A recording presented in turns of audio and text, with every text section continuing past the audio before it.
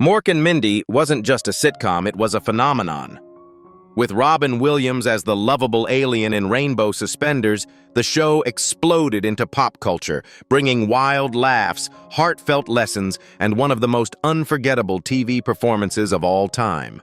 But behind the zaniness and the catchphrases, the stars of Mork Mindy faced real-life battles, from sudden fame to tragic loss, from quiet struggles to lives cut heartbreakingly short. Today, let's look back on the journeys of these legends and honor the legacies they left behind. Don't forget to like and subscribe. Let's go. Robin Williams as Mork from Ork.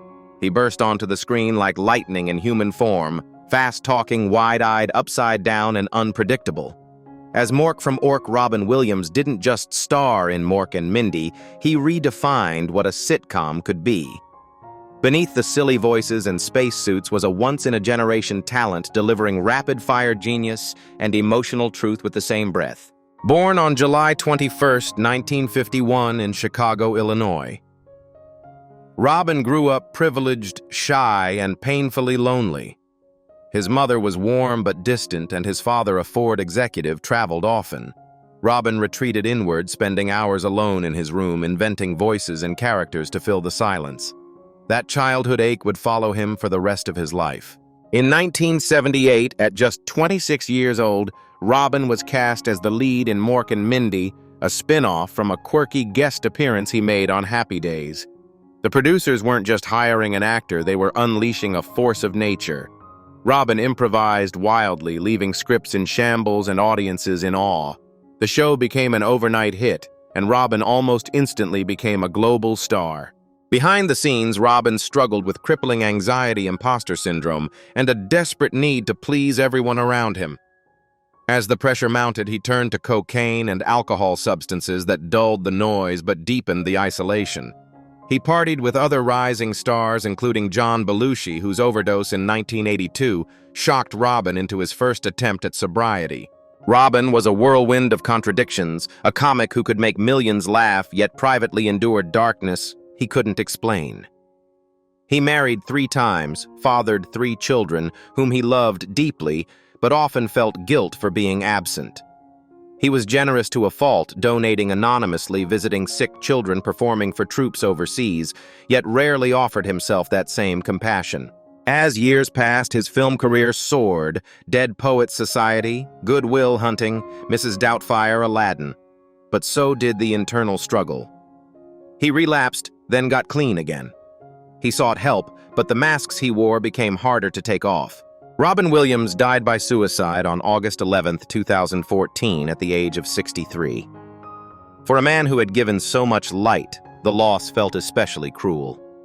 In the days that followed, it was revealed that he had unknowingly been suffering from Lewy body dementia, a progressive brain disease that causes confusion, memory loss, and terrifying hallucinations. He hadn't been himself. He knew something was wrong. He was scared, and he didn't want to be a burden. Conrad Janice as Fred McConnell. He was the voice of reason in a world of chaos, a straight man to an alien in rainbow suspenders. As Fred McConnell, Mindy's no-nonsense father on Mork Mindy, Conrad Janice gave the show its grounding. His character wasn't there for slapstick or silliness. He was the reminder that the world doesn't always welcome what it doesn't understand. Born on February 11, 1928, in New York City, Conrad grew up surrounded by art and culture. His mother was a writer, his father an art dealer. At a young age, he developed a love for both performing and jazz music, 2 passions that would follow him for life. He began acting on Broadway in his teens and quickly transitioned to film and television, often playing the intelligent, uptight, or skeptical character. When he joined Mork Mindy in 1978, he was 50 years old and already a seasoned actor with decades of work behind him. To many viewers, he was the grumpy dad who couldn't quite wrap his head around an alien from Ork. But Conrad brought more to Fred McConnell than cynicism. He gave him heart dignity, and the slow realization that love often arrives in the strangest forms. Off-screen, however, Conrad Janice lived a double life, one as a respected actor, the other as a renowned jazz trombonist. He led a traditional New Orleans-style jazz band for decades, performing in smoky clubs long after the sitcom cameras stopped rolling. Music was his release, his religion. It was where he smiled most easily, not in front of an audience, but behind a trombone, eyes closed, lost in sound. He married 3 times. His first marriage ended in divorce, his second in sorrow. He suffered the death of his second wife, Vicky Quarles, and spoke little publicly about the loss. Friends said it changed him, made him quieter, more reflective. He later remarried to his third wife, Maria Grimm, with whom he remained until his death. Despite his fame, Conrad stayed away from the Hollywood scene. He preferred music halls to red carpets and rarely gave interviews. He was a man of deep thought, wry humor, and intense loyalty. Those who knew him said he never lost his love for performance even when age began to slow him down. In his final years, Conrad struggled with age-related illness, though he never let it define him. He continued playing music as long as his hands allowed and supported young artists through mentorship and private patronage. He didn't need headlines, he needed harmony. Conrad Janice passed away on March 1, 2022, at the age of 94 from natural causes. His death, like his life, was quiet but meaningful. Tom Poston as Mr. Bickley. He had the kind of face that made you smile before he said a word. Soft eyes, a puzzled brow, and a voice that always seemed to ask, "Did I miss something?" As Mr. Franklin Bickley, the grumpy downstairs neighbor on Mork and Mindy, Tom Poston delivered quiet, deadpan comedy in a world of manic alien energy. He didn't need to shout, he just showed up, sighed, and stole the scene.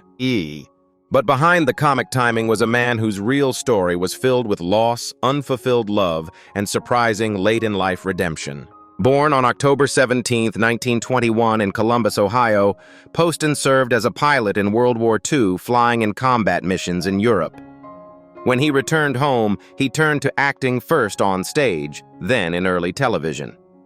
His big break came in the 1950s on The Steve Allen Show, where his bumbling man-on-the-street routine made him a household name.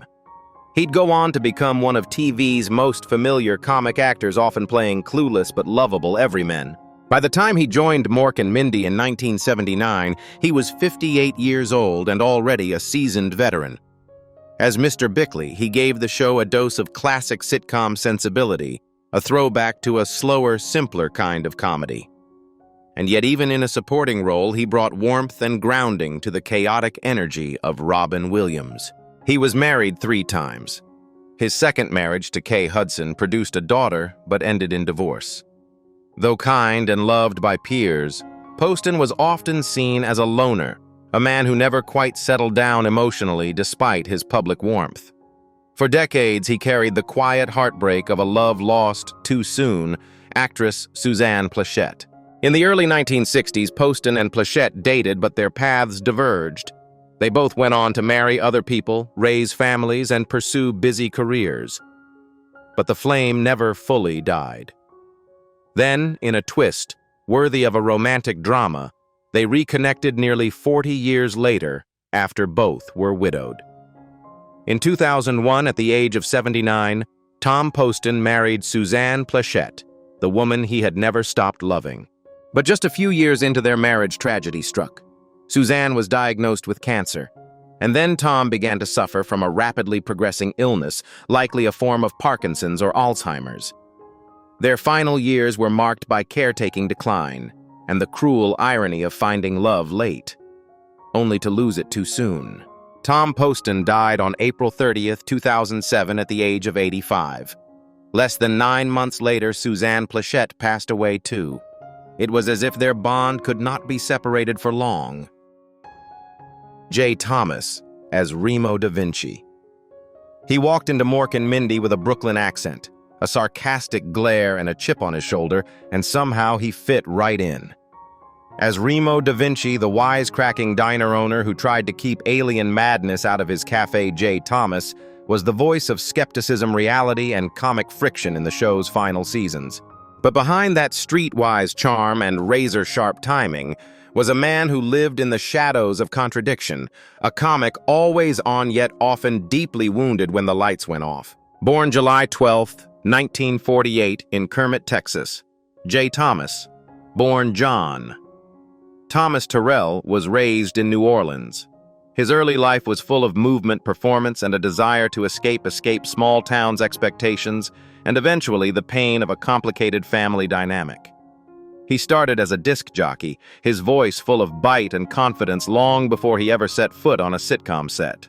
He got his big TV break in 1979 at age 31, joining Mork and Mindy as Remo. His chemistry with Gina Hecht, Jeannie Da Vinci, and his comic tension with Robin Williams added a new layer of grounded humor to the show's evolving cast. He was quick, loud, skeptical, and unforgettable. In the 1980s, during the peak of his television career, Jay fathered a son during a brief relationship and gave the child up for adoption under pressure and confusion. For years, he never spoke publicly about it. He buried the pain under punchlines and sitcom roles, but it haunted him. And when his son J.T. Harding, now a successful songwriter, tracked him down as an adult, Jay was forced to face the grief he'd locked away for decades. The two eventually formed a bond. Jay called it the biggest gift of my life, but the years lost could never be fully recovered. J. Thomas went on to star in Cheers' Murphy Brown and host a popular radio show. He won 2 Emmys. He became a staple of holiday television thanks to his annual Late Show with David Letterman appearances, where his Lone Ranger story became a legendary segment. In the 2010s, he was diagnosed with throat cancer. True to form, he kept it private, continued working, and rarely showed vulnerability to the public.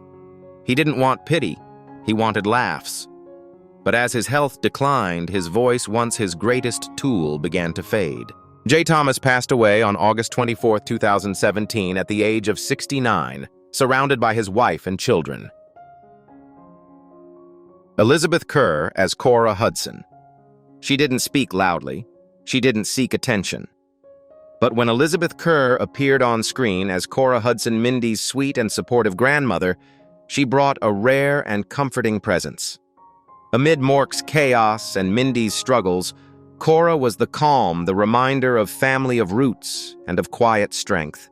What most viewers didn't know was that Elizabeth Kerr's path to television came late in life, after decades of quiet perseverance and heartbreak. Born on August 15, 1912 in Kansas City, Missouri, Elizabeth lived through the Great Depression, World War II, and an era in which women were rarely encouraged to chase dreams outside the home.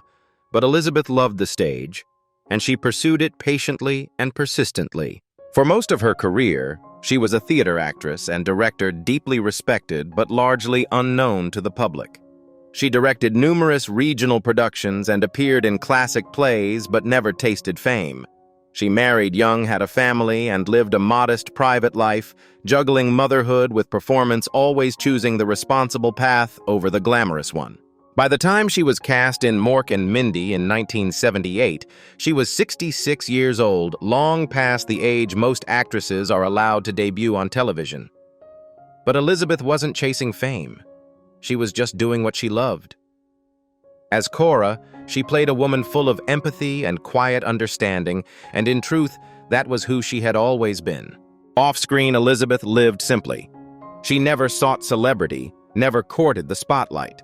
She continued to support small theater productions, even after her TV career began, mentoring young actors and writing short stories in her spare time. She was widowed later in life, and though she had children and grandchildren, she spent many of her final years in solitude, not because she was forgotten, but because she preferred the peace of quiet rooms and well-worn books. In her final decade, Elizabeth's health declined. She gradually stepped away from acting and spent her last years in a retirement community for actors in Los Angeles. She passed away on January 13, 2000, at the age of 87. Robert Donner as Exidor. He was wild-eyed, unpredictable, and gloriously unhinged. As Exidor, the robe-wearing, staff-wielding cult leader who worshipped imaginary deities and claimed Mork as his disciple, Robert Donner created one of Mork and Mindy's most bizarre and beloved recurring characters. While Robin Williams brought the chaos of an alien from outer space, Donner was the only human on Earth who seemed even weirder. But behind the hilarious madness of Exidor was an actor who had spent his life dancing at the edges of fame, never quite in the spotlight, yet always essential to the show. Born April 27, 1931 in New York City. Donner's early years were spent drifting both literally and emotionally. After serving in the U.S. Navy, he wandered across the country doing odd jobs before settling on a dream that seemed far-fetched: acting. He moved to California in the 1950s and began studying the craft with quiet determination. For decades, he made a living as a character actor, showing up in dozens of westerns, war films, and comedies. He was the face you recognized even if you didn't know the name. He guest-starred on Gunsmoke Bonanza, The Waltons, Columbo, and Matlock. He often played the strange neighbor, the shady drifter, the offbeat preacher. And he did it with fearless joy. When he joined Mork Mindy in 1979 at age 48, he found in Exidor a perfect fit. A man completely disconnected from reality, yet deeply lovable in his own bizarre way. Donner didn't just play Exidor.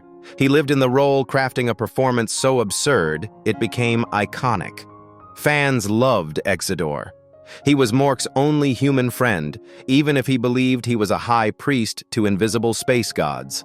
Off-screen, Donner was surprisingly soft-spoken and gentle, nothing like his characters. He married early, but the relationship ended quietly. He had no children. His real family was the theater, the set, the castmates he kept close. Those who knew him described him as humble, quirky, and kind, with a deep respect for his craft and zero interest in stardom. He was one of those rare actors who never complained about being typecast or overlooked. He loved working. He loved making people laugh. And when fans approached him on the street and shouted Exidor, he always smiled. In his later years, Donner withdrew from acting, appearing only occasionally on television. He spent his final years living in Sherman Oaks, California, surrounded by books, movie posters, and a lifetime of scripts. He passed away from a heart attack on June 8, 2006, at the age of 75. Jonathan Winters as Mirthth. He arrived like a hurricane in Suspenders, loud, unpredictable, absurd, and brilliant. As Mirthth, the full-grown alien child of Mork and Mindy, Jonathan Winters turned the final season of Mork and Mindy into a surreal playground of improvisation and pure chaos. Cast at age 56, he played the child of Robin Williams, an ironic twist since Winters was one of Robin's greatest heroes. But behind the improvisational genius, wild characters, and rubber-faced antics, Jonathan Winters was carrying a lifetime of inner storms. Born on November 11, 1925 in Bellbrook, Ohio, Winters grew up during the Great Depression. His father abandoned the family when Jonathan was just 7. The trauma of that loss would echo through his life in unseen ways. As a shy and deeply imaginative boy, he escaped into voices, personas, and imaginary conversations, the very gifts that would one day make him a comedy legend. He served in the Marines during World War II, then turned to radio and comedy. By the 1950s, he had become a pioneer of improvisational humor, creating entire characters on the spot, building worlds from thin air. He influenced generations, including Robin Williams, Steve Martin, and Jim Carrey. He checked himself into a mental institution where he stayed for 8 months. Later diagnosed with bipolar disorder, Jonathan was open even decades later about his battles with depression, delusions, and deep loneliness. He once admitted that while he could make the world laugh, he often came home feeling broken. When he joined Mork and Mindy in 1981, it was at Robin Williams' personal request.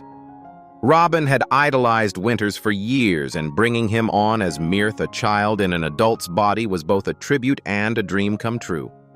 Their scenes together were mostly unscripted, a free fall of wit, energy, and surreal brilliance.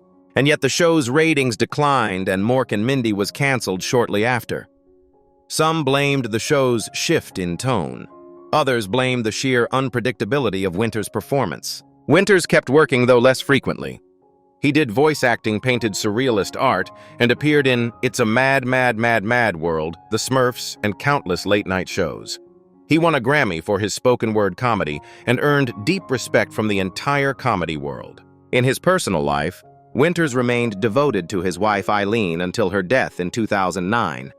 After losing her, he rarely appeared in public, becoming reclusive and reportedly heartbroken. Their marriage had lasted over 60 years, and without her, his humor grew quieter. Jonathan Winters passed away in his Montecito, California home on April 11, 2013 at the age of 87. Patrick Cranshaw as Jake Lumis.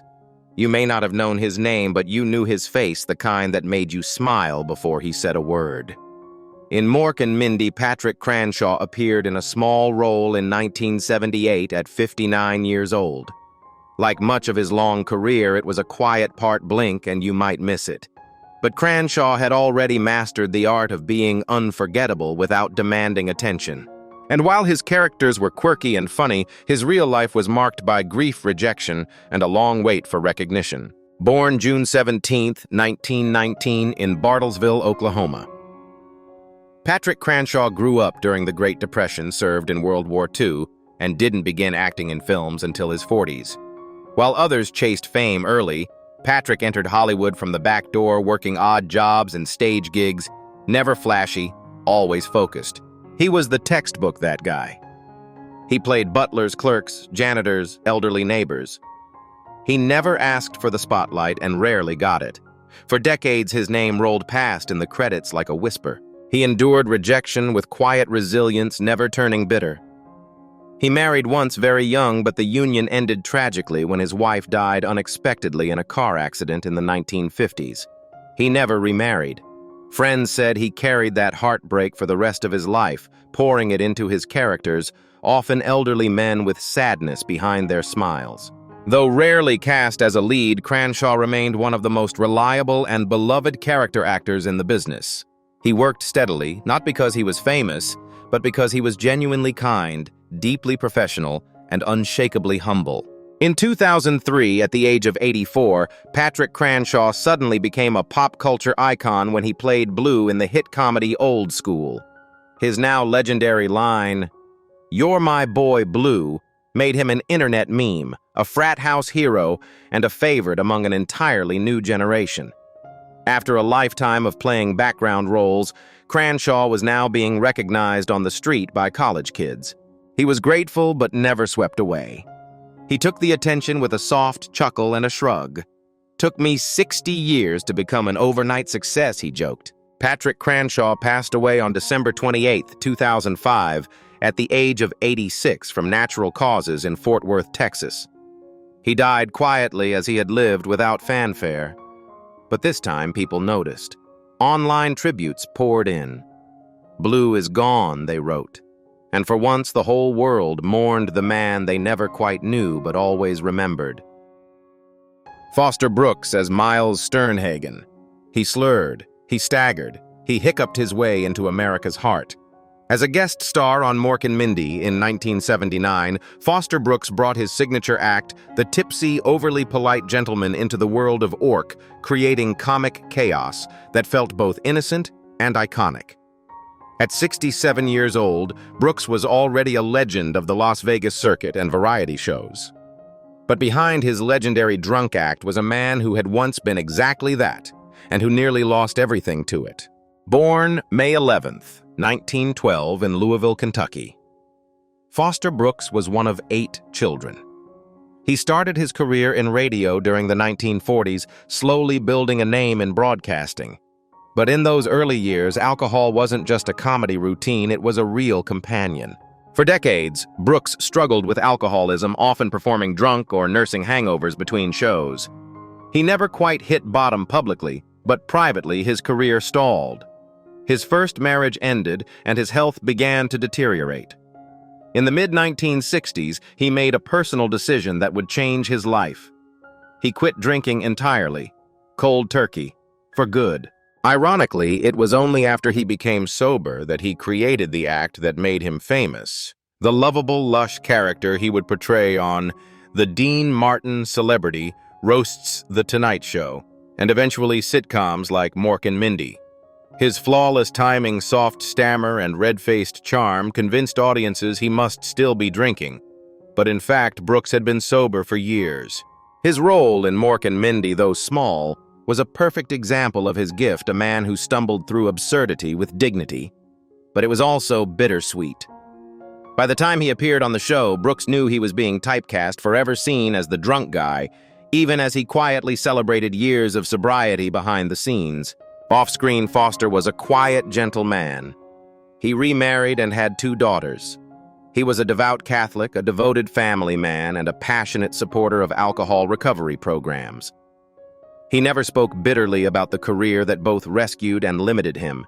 He only expressed gratitude that he had been given a second chance to live, love, and laugh. In his final years, Brooks retreated from the spotlight.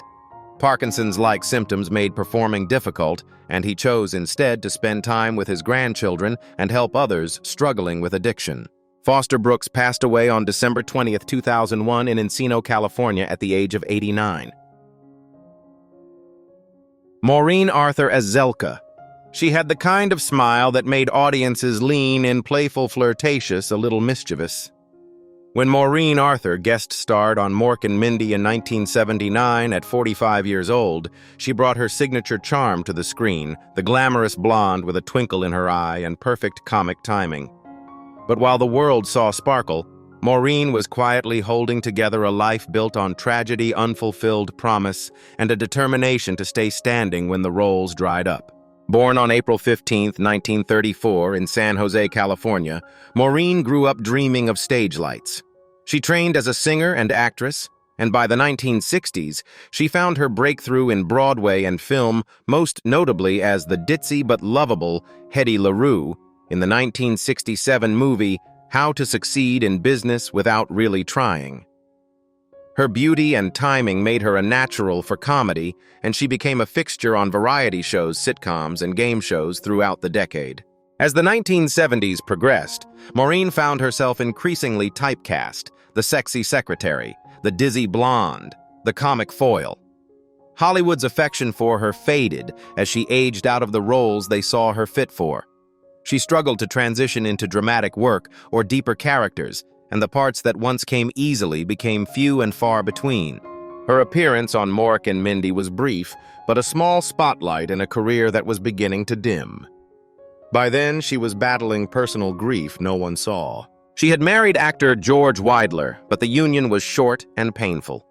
Later, she fell deeply in love with director Aaron Rubin, The Andy Griffith Show, and they remained together for decades until his death in 2010. Rubin's passing devastated Maureen, and she largely withdrew from public life afterward. Privately, she had also suffered from long-term health issues, including mobility problems and memory loss in later years. She had no children and spent much of her final decade in the care of close friends and caregivers. She had once lit up rooms with ease, now she faded into quiet. Still, those who knew her remembered the generous, witty, and deeply emotional woman beneath the surface. She mentored young actresses, supported Alzheimer's charities, and never spoke ill of the industry that had slowly turned its back. Maureen Arthur passed away on June 15, 2022, at the age of 88 from natural causes in Beverly Hills. They made us laugh. They made us dream. But behind the screen, they lived full lives of joy, pain, love, and loss. The stars of Mork and Mindy may be gone, but their stories still echo in every smile they left behind. And through memory, they remain eternal. Nanu, nanu, and goodbye.